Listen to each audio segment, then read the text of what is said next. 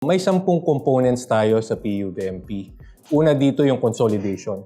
Bakit? Dahil ang ating public transportation ay fragmented nga, no, kung tinatawag natin sa wikang Ingles, dahil nagkalat po sa buong bansa yung sa mga ruta natin na isang operator, isang unit. Kung kaya iba-iba yung mga hangarin ng bawat operator. Kahit isang linya lang ng isang ruta lang yung kanilang dinadaanan. Nandyan din yung on-street competition na tinatawag natin. Nag-uunahan yung mga drivers sa mga pasahero na lubhang delikado para sa ating mga pasahero.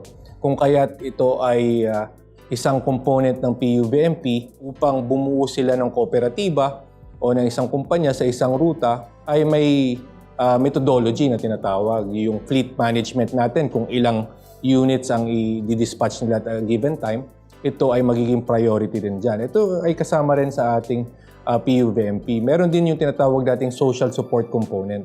Ito ay upang mabigyan ng ginhawa yung ating mga drivers at operators na gusto na ring lumabas sa industriyang ito.